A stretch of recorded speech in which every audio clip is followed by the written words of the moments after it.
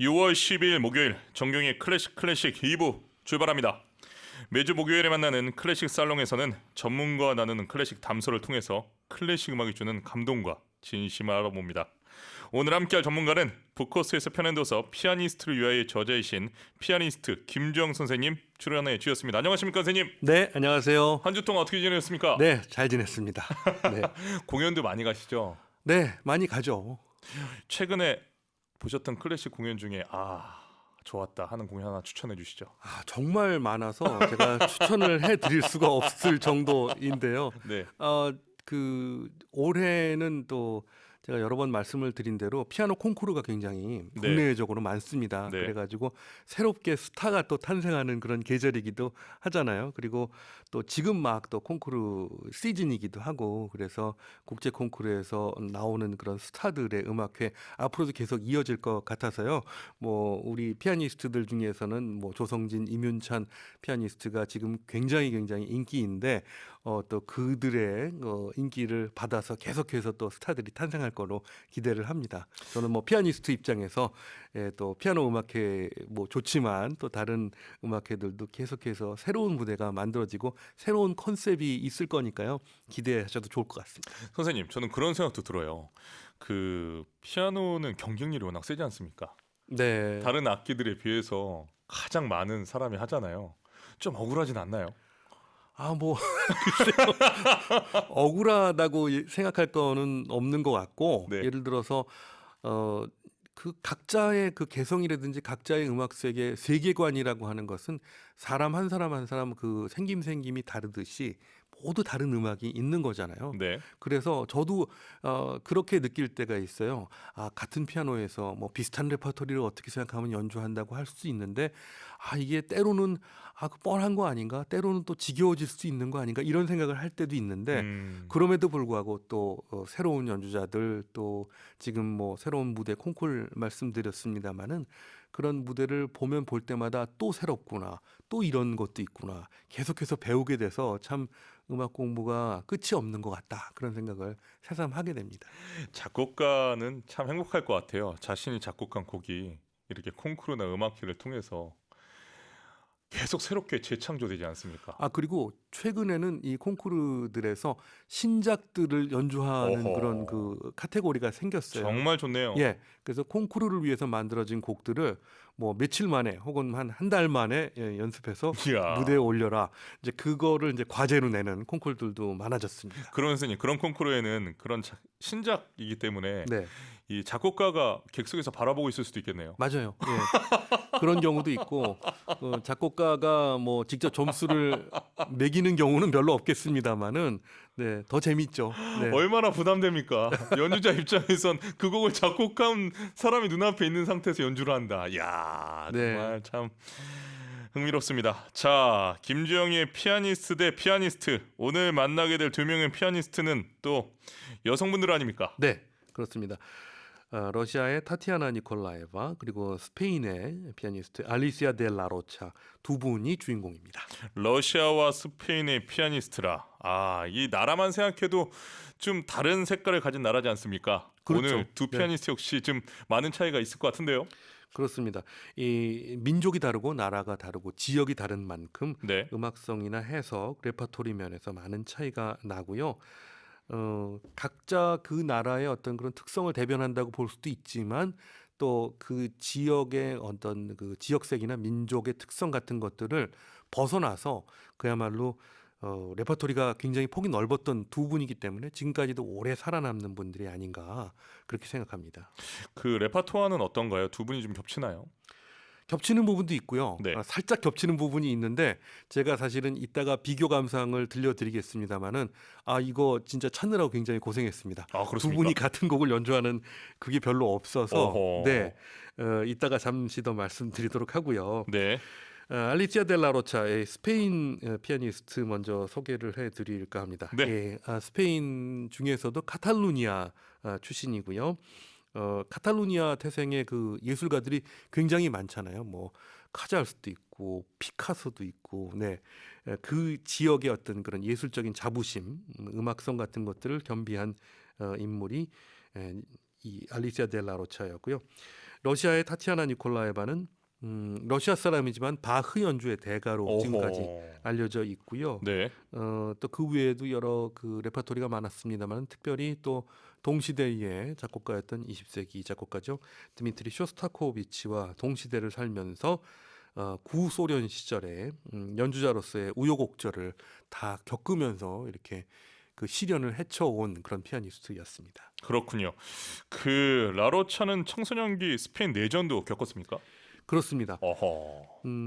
그 카탈루니아의 주 도시인 바르셀로나에서 네. 알리시아 델 라로차는 태어났는데요. 어머니와 이모에게서 음악을 배우기 시작했는데 이 어머니와 이모가 모두 그 엔리케 그라나도스, 우리가 잘 알고 있는 그 스페인 출신의 카탈루니아 사람이죠. 그라나도스의 제자였어요. 네. 그런데 이 그라나도스가 안타깝게도 1차 세계 대전 때 미국에서 고향으로 돌아오는 배에서 그 어뢰를 맞아서, 그러니까 1차 세계 대전 당시죠. 예, 그래서 어뢰를 맞아서 그 배가 침몰하면서 세상을 떠나게 됩니다. 그래서 그라나도스가 이끌던 아카데미가 있었는데 이 그라나도스의 제자였던 프랭크 마셜이라고 하는 연주자가 음악가가 이제 이 아카데미를 맡아가지고 또 다시 또 키워내게 되는데요. 이 알리시아 델 라로차는 이 프랭크 마셜의 제자가 되겠습니다. 아, 그렇군요. 예. 자, 어뢰를 맞아서 사망을 했군요. 네.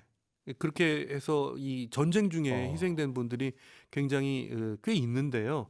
예, 그라나도스 같은 경우에는 조금 더 오래 활동을 하실 수가 있었는데 이렇게 사고로 부부가 같이 세상을 떠나는 그런 비극을 겪기도 했습니다.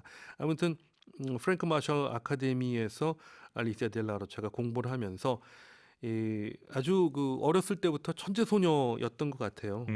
6살 때 아카데미를 통해서 배우면서 이미 6살 때 바흐, 모차르트, 그라나도스를 무대에 올려서 연주를 하기도 했다니까요. 뭐 대단한 천재였습니다. 연주를 많이 했겠군요. 그렇습니다. 근데 그럼에도 불구하고 진짜로 뭐 전쟁도 있었고요. 예.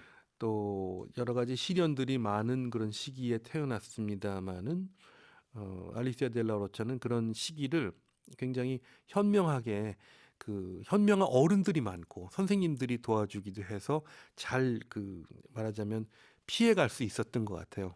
그래서 전쟁도 그렇지만 또 아주 어렸을 때부터 천재성이 있는 연주자들 같은 경우는 너무 이렇게 좀 그 재능이 소모되는 그런 위험을 겪을 수가 있잖아요. 연주를 많이 해서요. 예, 네. 그렇게 되는데 그런 것들도 말하자면 지나치게 이렇게 재능이 소모되지 않게 지켜주는 분들이, 어른들이 굉장히 많았었던 것 같아요. 그래서 그 청소년기를 아주 또 무사히 보내는 그런 행운을 안기도 했습니다. 혼란스러운 성장기를 보냈음에도 불구하고 또 이 축복받은 성장기를 동시에 또 가지기도 했군요. 그렇습니다. 전쟁이 끝난 후에 1947년에 유럽에서 다시 알리시아 델 라로차는 연주를 재개했고요. 또 1954년에 LA 필과의 미국 순회 연주를 하면서 그때부터 여성 피아니스트로서의 최고의 영예를 누리게 됩니다. 네, 라로차의 연주 감상해 보겠습니다. 어떤 곡 가져오셨습니까? 네, 에니케 그라나도스의 작품 역시 들려드려야 될 것 같은데요. 모음곡 고예스카스 중에서 1번 사랑의 속삭임 준비했습니다. 어떤 연주를 들려줄지 대단히 기대가 됩니다. 자, 엘리케 그라나도스의 고에스카스 모음곡 1번 사랑의 속삭임, 피아니스트 알리샤 데 라로차 연주로 감상하시겠습니다. 엘리케 그라나도스의 고에스카스 모음곡 1번 사랑의 속삭임을 피아니스트 알리샤 데 라로차 연주로 감상하셨습니다. 뭔가 이 스페인답다고 해야 될까요? 열정이 가득한데요. 네, 아주 생동감이 넘치고 탄력이 넘치는 그런 스페인의 리듬감이 아주 매력적이죠. 네. 마치 공연장에 와 있는 것 같습니다. 자, 이제 러시아의 타티아나 니콜라에바 어떤 연주였습니까? 네, 러시아 베지차라고 하는 곳에서 태어났고요. 네. 이 니콜라에바도 역시 음악가를 부모로 두고 태어났는데 오호. 이 어머니의 선생님이었던 명교수 알렉산더 골든바이저 선생님을 13살 때부터 만나서 그와 공부를 할 수 있었으니까 정말 어떻게 생각하면 금수저, 그 교육 그렇군요. 환경에 있어서는 아주 행운이었다고 생각이 되고요. 네. 이 골든바이저 같은 경우에는 20세기 중반까지 모스크바 음악원을 거기서 이제 교수로 활동을 하면서 정말 최고의 피아니스트들을 길러낸 그런 위대한 스승들 중에 하나였고요. 특히 이 골든 바이저 같은 경우에는 음악뿐만이 아니라 문화예술 전반에 걸쳐서 정말 그 탁월한 그런 인물이었기 때문에 영향을 더 음악 외적으로도 많이 배울 수 있었다. 특히 그 레프 톨스토이의 친구였다고 그래요. 체스 파트너였다고 알려지고 있습니다. 이야, 이 음악가는 어떻게 보면 환경에 따라서 미래가 달라지지 않습니까? 그렇습니다. 이 예. 니콜라이 같은 경우는 그렇게 전인적인 음악 교육을 받았다라고 생각이 되고요. 네. 그리고 또 골루비에프라고 하는 그때 당시에 저명한 작곡가이자 선생님께 작곡 훈련까지 받아서 니콜라에바는 작곡 활동도 했어요. 그래서 지금까지 남긴 그런 피아노 곡들도 있는데요.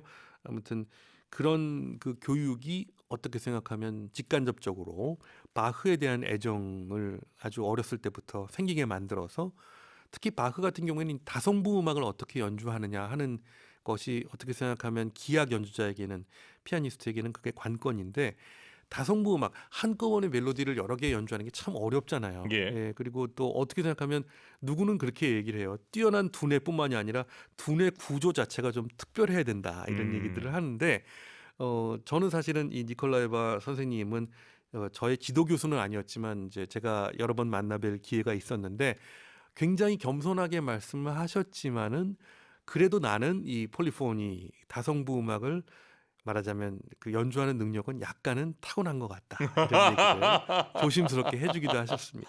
스스로도 어느 정도 인정을 하셨군요. 네, 알겠습니다. 자, 좀 전에 만났던 알리샤 데 라로차는 뭔가 좀 결이 다른 연주자로 느껴지는데요. 어떤 연주 준비해 주셨습니까? 네. 니콜라에바의 연주로는 쇼스타코비치 작품을 준비했는데요. 작품 번호 87이 프렐류드와 푸가라고 하는 제목으로 24곡으로 되어 있습니다. 네. 이게 바흐의 평균율 모음곡과 거의 비슷한 구조인데요. 예. 그 중에서 1번 C장조 들려드리겠습니다. 아, 저는 바흐를 기대했는데 뒤에 있나 보군요. 아, 네네. 알겠습니다. 자, 그럼 여기서 쇼스타코비치 프렐류드와 푸가 작품으로 87의 1번 C장조를 피아니스트 타티아나 니콜라에바 연주로 감상하시겠습니다. 쇼스타코비치의 프렐류드와 푸가 작품으로 87의 1번 C장조를 피아니스트 타티아나 니콜라에바 연주로 감상하셨습니다. 선생님, 어떤 포인트가 마음에 들어서 이 곡을 가져오셨는지 더 궁금한데 좀 물어봐도 될까요? 네. 얘기가 좀 긴데요. 네. 이 니콜라에바 선생님과 제가 인터뷰를 생존해 계실 때 진행을 했었습니다. 언제 제가 했습니까? 학생이었을 때 그때 이 선생님뿐만이 아니라 모스크바 음악원 교수님들을 제가 여러 분 뵙고 이제 인터뷰를 해가지고 그거를 제가 원고로 써서 지금은 없어진 잡지인데요. 피아노 음악이라고 하는 잡지에 연재를 한 3년 정도 했었습니다. 예. 근데 그 연재를 하게 된 이유는 그때 당시 아주 격변기였죠. 제가 공부할 때 당시에 90년대 초반 중반이 막 이제 소련에서 러시아로 바뀌고 그 다음에 여러 가지 말하자면 그 체제가 바뀌고 이제 이렇게 되면서 그 연주자들이나 교수님들이 뭐 갑자기 뭐 이민을 떠나는 분도 계셨고요. 갑자기 건강을 잃고 또 세상을 떠나는 분들도 계셨고 굉장히 복잡했어요. 그래서 이렇게 훌륭한 연주자들, 훌륭한 교수님들의 이야기를 지금 아니면 들을 기회가 없겠구나라고 하는 생각을 해서 제가 기록을 남기고 싶다는 생각에 그 연재를 했고 또 직접 만나 뵙고 또 얘기도 나누고 이랬는데 정말 저로서는 정말 소중한 그 경험이었고 평생의 기억으로 남는 그 한 장면 한 장면인데 그때 니콜라에바 선생님하고 만났을 때 제가 쇼스타코비치 얘기를 꺼냈더니 너무 반가워하시더라고요. 왜 그랬냐면 자기에 대해서는 바흐 연주자로만 사람들이 알고 있는데 또 쇼스타코비치가 그때 당시에 막 새롭게 녹음을 해가지고 영국의 하이페리언이라고 하는 레이블에서 녹음이 출시가 되면서 아주 새롭게 크게 이렇게 그 화제가 됐었거든요. 전 네. 세계적으로. 그래서 그때 그런 인터뷰를 많이 하던 당시였는데 한국에서 온 학생이 그 얘기를 하니까 너 그거 어디서 알았니? 그러면서 저한테 너무 반가워서 길게 얘기를 해주셨어요. 그래서 1950년대 초반에 쇼스타코비치가 자기를 만나서 바흐의 평균율과 비슷한 작품을 만들고 싶다. 그런데 네가 좀 이렇게 도와달라. 네가 또 작곡 공부도 했다니까 우리가 같이 공동 작업을 할 수 있겠다. 이런 얘기를 했죠. 그래서 24곡을 거의 그 쇼스타코비치와 공동 작업을 한 거나 마찬가지였는데 뭐 그때 당시는 니콜라예바가 20대 중반밖에 안 된 젊은 연주자였으니까 그 최고의 작곡가가 같이 작업을 하자고 하는데 얼마나 반가웠겠어요. 그래서 굉장히 그 열의를 가지고 두 사람이 한 3, 4개월 동안에 이 거대한 24곡을 다 이렇게 만들어 낸 겁니다. 그래서 거의 공동 작업이나 마찬가지고 당연히 니콜라예바가 이 작품을 초연을 했고요. 그래서 그 중에서 들려드리는 게 좋다고 생각했는데 어려운 곡들이 많아요. 그래서 1번 C장초가 제일 좀 순한 맛이라 순한 맛을 들려드린 다음에 나중에 이 곡에 흥미가 생기시면 매운맛의 프렐류다 후가도 감상하실 수 있을 것 같아서 들려드렸습니다. 아, 흥미롭습니다. 선생님, 니콜라예바 교수님하고는 그러면 정확히 언제 만나신 겁니까? 1992년 1992년 말쯤에 뵀어요. 92년 말쯤. 네. 오래전이네요. 굉장히 오래전인데 지금도 아주 생생합니다. 네, 와, 그러면 거의 지금 거의 30년 가까이 된 거예요. 그렇죠. 근데 그 30년이 이제 넘었는데 넘었는데 그 세월이 몇 년 됐냐 이렇게 얘기를 하면 제가 유학을 한 것도 너무 오래된 얘기가 돼서 그렇군요. 제가 나이를 너무 많이 먹었다고 스스로 자각을 하게 돼서 조금 섭섭하기는 합니다만 네. 그래도 니콜라예바 선생님과 지금도 그때 이 대화들이 아주 생생하고요. 네, 정말 많이 공부가 됐던 그런 기억입니다. 선생님 동안이십니다. 네. 감사합니다. 자, 여러분은 지금 정경의 클래식을 듣고 계시고요. 매주 목요일에 만나는 클래식 살롱에서는 오늘도 책 선물 드리고 있습니다. 부크어스에서 펴낸 김주영 작가의 피아니스트를 위하여 받고 싶은 분은 방송 소감과 함께 문자 보내주시기 바랍니다. 문자 번호는 샵1045, 짧은 문자 50원, 긴 문자는 100원의 정보 용료가 부과됩니다. EBS 라디오풀 반디로는 무료 문자 보내실 수 있습니다.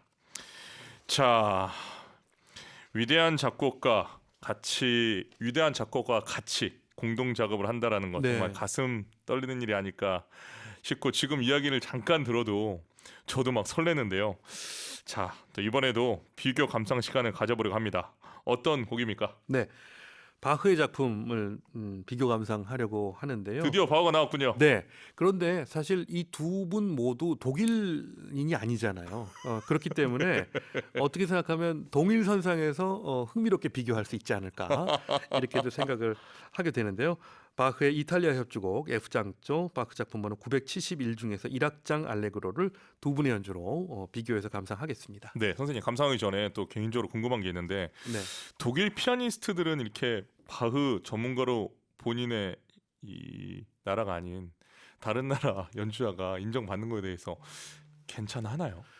뭐 각자의 의견일 것 같아요. 제가 보기에는 얼마든지 그 수용할 수도 있고 네. 열린 마음으로. 게다가 바흐 자신이 그 어떤 독일적이다 뭐 이런 거에 그 얽매였던 분이 아니죠. 갇혀 있지 않았죠. 네, 비발디를 포함해서 이탈리아 작곡가들의 작품들을 굉장히 많이 공부하기도 했고요. 바로 지금 들을 이 곡도 이탈리안 스타일에 따른 협주곡이거든요. 그렇기 때문에 뭐 바흐 자신이 어떤 그 글로벌한 마인드를 갖고 있었던 분이고 우리가 이미 바흐를 전 세계가 듣고 있잖아요. 그렇기 때문에 독일이냐 아니냐는 별로 큰 의미가 없지 않을까. 아무튼 오늘은 러시아와 스페인의 바흐를 또 만나보겠습니다. 네, 잘 알겠습니다. 그럼 여기서 오늘의 비교 감상곡 들어보겠습니다. 바흐의 이탈리아 협주곡 F장조 바흐 작품으로 971 1악장 알레그로. 자, 먼저 피아니스트 알리시아 데 라로차 연주로 감상하시겠습니다. 바흐의 이탈리아 협주곡 F장조 바흐 작품으로 971 1악장 알레그로인데요. 지금 들으신 연주는 피아니스트 타티아나 니콜라예바였고요. 그에 앞서 피아니스트 알리샤 데 라로차 연주로 감상하셨습니다. 자, 먼저 라로차에서 어떻게 생각하십니까? 알리시아 델 라로차는 어떤 곡을 연주하든지 간에 굉장히 자연스러운 흐름이 있고요.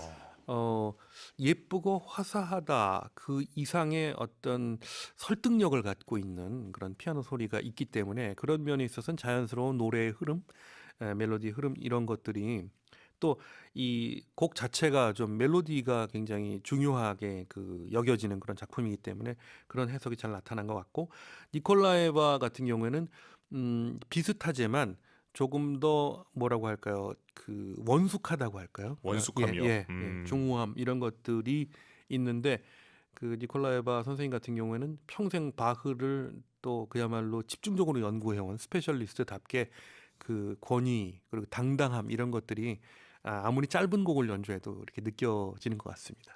그 라로차와 니콜라에바 두 분 다 외모가 좀 왜소했죠? 그렇습니다. 네.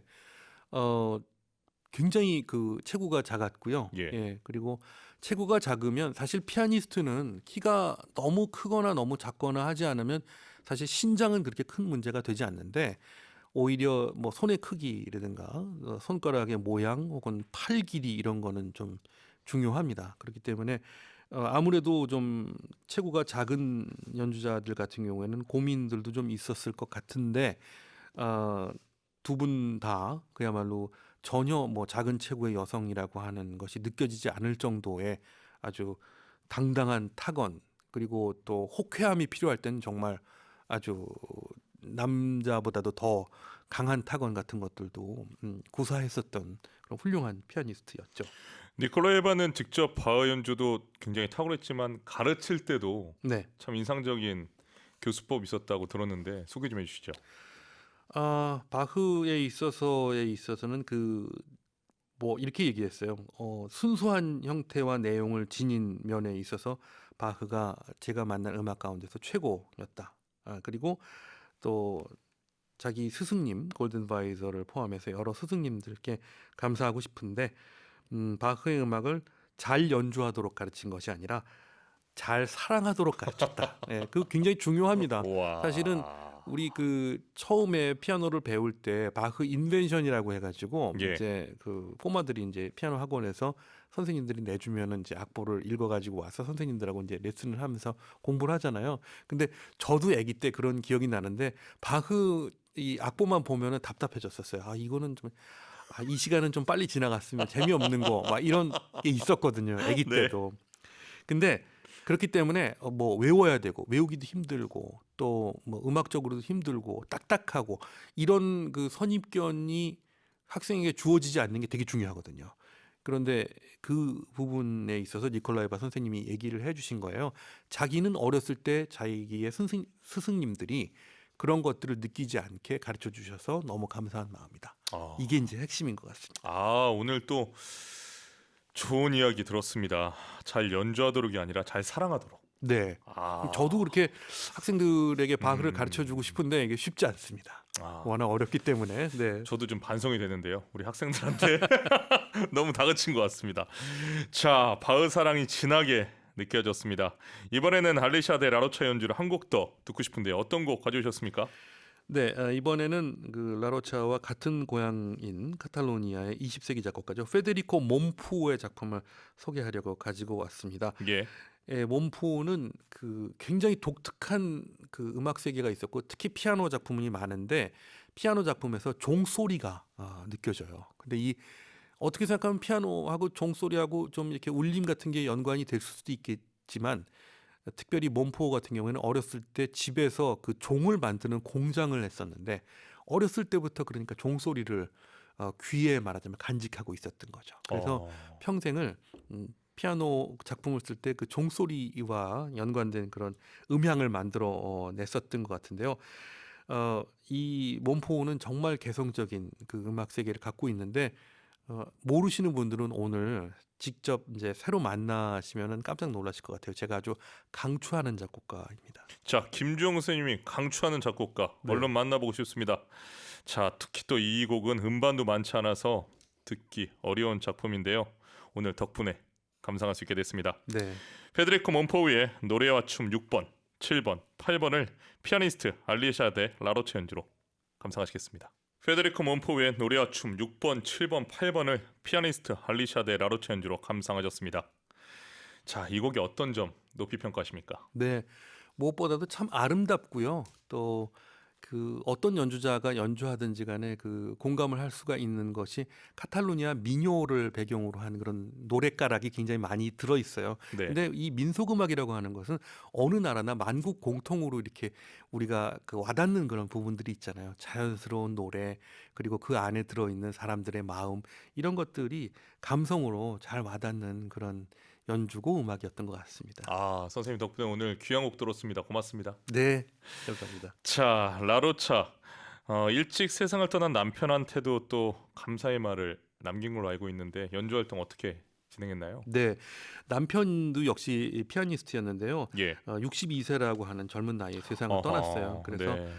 말년에 라로차가 일생 동안 많은 행운을 겪었지만 이렇게 희생적이고 신뢰를 더해 주었던 남편을 만날 수 있었던 것이 가장 큰 행운이었다라고 이제 회상하기도 했습니다.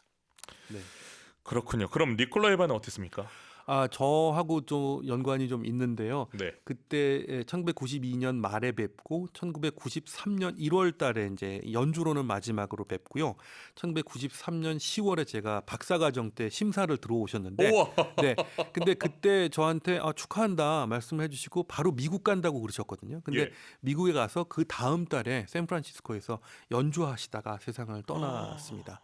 그래서 69세라고 하는 안타까운 나이에 너무 무리하셨던 것 같아요. 그래서 주변에 그 학교의 선생님들이나 학생들이 다 모두 안타까워했었죠. 아무튼 하지만 또 본인에게는 너무 안타깝고 비극이지만 또 이렇게 지금 생각해 보면 정말 피아니스트의 삶이 아니었나. 피아니스트로서 우리가 뭐 바카우스 얘기도 했지만 피아노 앞에서 마지막에 만날 수 있었다고 하는 것 자체가 의미심장하게 느껴지기도 합니다.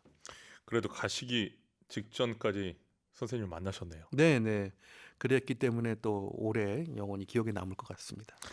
자, 이야기를 듣는 것만으로도 뭔가 뭉클하고 또 가슴이 아픕니다. 선생님 아쉽게 오늘 마지막 시간입니까? 네. 저 마지막 시간이네요. 4주 동안 아주 정경 선생님하고 재밌는 얘기, 정말 유익한 얘기, 그리고 시간이 언제 가는지 몰랐어요. 한 시간이 너무나 빨리 지나가서 즐거운 시간이었고 또 청취자 여러분들도 많이 호응해 주시고 행복한 시간이었습니다. 그 2명씩 소개를 해주셔가지고 벌써 저희가 8명의 피아니스트에서 맞아요. 낱낱이 알게 됐는데 네네. 알고 싶은 피아니스트 더 많은데 선생님 네. 이렇게 가시니까 저 너무 섭섭해요. 네, 또 불러주십시오. 새로운 얘기를 가지고 언젠가 돌아오겠습니다. 선생님 말씀 지키셔야 됩니다. 네, 알겠습니다. 알겠습니다. 자, 선생님 정말 한 달 동안 수고 많으셨습니다. 네, 감사합니다. 앞으로도 건강하시고 멋진 연주와 또 멋진 해설 들려주십시오. 네, 고맙습니다. 감사합니다. 네. 자, 선생님 보내드리면서 이제 마지막 곡 들려드리도록 하겠습니다. 자, 바흐 예수 인간 소망의 기쁨 피아니스트 타티아나 니콜라예바 연주로 들려드리면서 끝곡도 김정우 선생님 추천곡입니다. 여러분 기억해 주십시오. EBS FM 정경의 클래식 오늘 문을 닫겠습니다. 여러분 남은 시간도 행복하게 보내세요. 우리 내일 10시에 다시 만나요. 안녕.